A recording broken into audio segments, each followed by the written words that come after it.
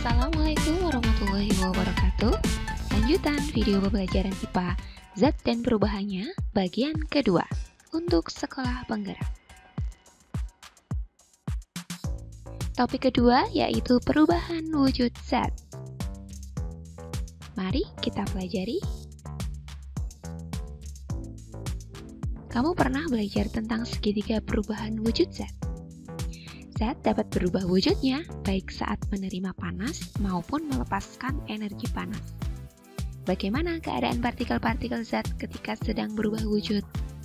Kita ulas sedikit ya. Dimulai dengan peristiwa meleleh atau mencair dan membeku.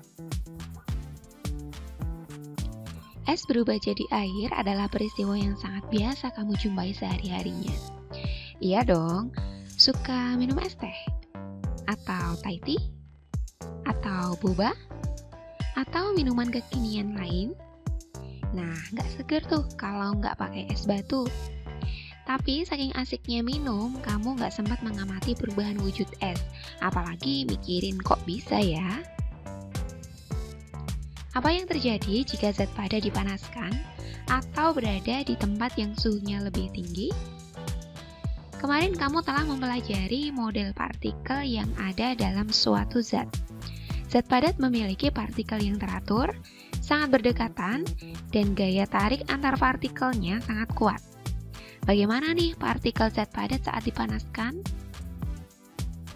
Energi panas menyebabkan partikel-partikel dalam zat padat bergetar lebih cepat, sehingga membentuk sedikit ruang antara partikel. Sama nih kayak kamu, kalau udah menerima pasokan energi setelah kamu makan, bakalan bersemangat dan melakukan banyak gerak, ya kan? Ikatan antara partikel lama-kelamaan akan berkurang kekuatannya, sehingga terbentuklah zat cair. Peristiwa ini kita kenal dengan sebutan meleleh atau mencair. Kebalikannya, jika air disimpan dalam suhu yang sangat dingin, maka air tersebut akan membeku, yaitu berubah wujud menjadi zat padat. Ketika air kehilangan energi panas karena didinginkan, maka partikel-partikel akan bergerak lebih lambat dan saling mendekat sampai terbentuk ikatan yang lebih kuat antara partikel, dan partikel tidak dapat bergerak lagi. Selanjutnya, menguap dan mengembun. Saat memanaskan air seperti ini nih, ada dua hal yang terjadi. Ketika dipanaskan, lama-kelamaan akan muncul gelembung-gelembung pada air. Gelembung akan naik ke permukaan, lalu dilepaskan ke udara berupa uap air. Peristiwa ini namanya mendidih. Dan proses di mana zat cair berubah wujud menjadi zat gas kita sebut dengan menguap. Jadi, menguap terjadi pada permukaan zat cair, sedangkan mendidih terjadi pada semua bagian zat cair. Bagaimana keadaan partikel-partikelnya? Mirip dengan peristiwa meleleh tadi sih, panas menyebabkan partikel-partikel dalam zat cair bergetar lebih cepat, sehingga menambah ruang antara partikel.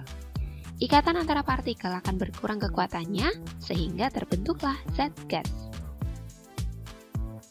Mengembun atau kondensasi adalah kebalikan dari menguap. Pada proses kondensasi, panas dari gas berpindah ke udara sekitarnya. Contohnya dapat kamu temui di pagi hari. Banyak daun-daun basah, padahal nggak turun hujan. Nah, itu asalnya dari peristiwa mengembun. Uap-uap air di udara menjadi titik-titik air akibat dinginnya malam. Selanjutnya, menyublim dan mengkristal. Menyublim merupakan perubahan dari padatan yang dipanaskan sampai menjadi gas tanpa melalui tahapan menjadi cairan. Peristiwa sublimasi es kering sering dimanfaatkan pada konser untuk membuat efek asap saat penampilan musik dan acara lainnya.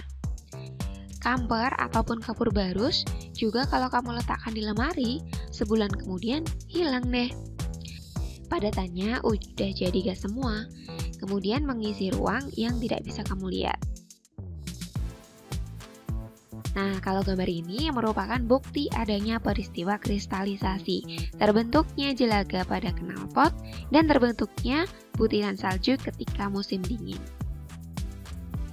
Mengkristal merupakan perubahan wujud dari gas langsung menjadi padatan.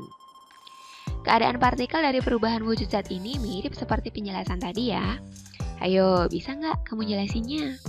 Yang penting ingat-ingat tentang model partikel zat dan sifatnya yang dipelajari kemarin itu loh.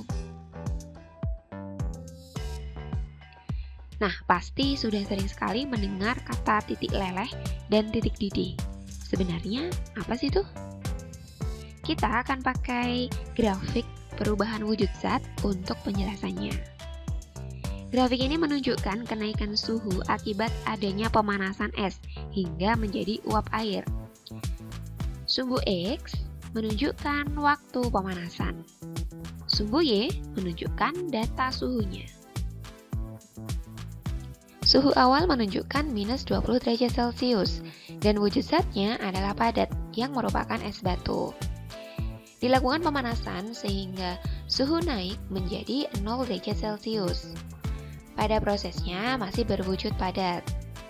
Terus dilakukan pemanasan namun suhu tidak berubah. Mengapa?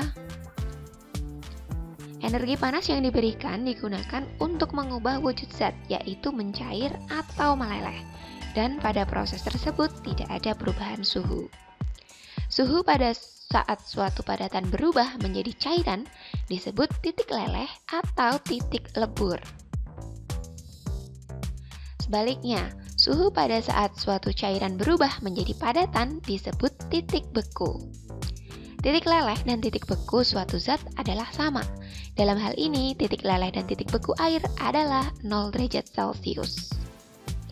Ketika semua es sudah berubah menjadi air dan terus dipanaskan, maka suhu akan mulai naik lagi.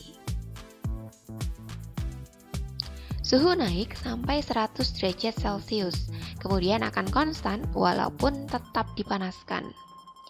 Pada suhu 100 derajat Celcius, energi panas yang diberikan digunakan untuk mengubah air menjadi gas atau proses menguap.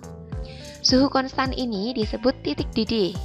Suhu ketika cairan mengalami proses mendidih, dilepaskan ke udara dalam bentuk gas.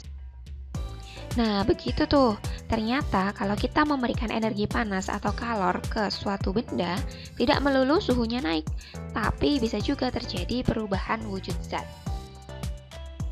Terakhir, coba kamu pikirkan, besi adalah zat padat yang keras, sulit dibengkokkan. Tukang las dapat menyambungkan besi atau membengkokkannya dengan cara harus mengubah besi tersebut menjadi cair dulu. Sampai dengan suhu berapakah besi harus dipanaskan agar dapat meleleh? Jelaskan alasanmu juga ya. See you on the next video. Terima kasih sudah belajar dengan tekun. Wassalamualaikum warahmatullahi wabarakatuh.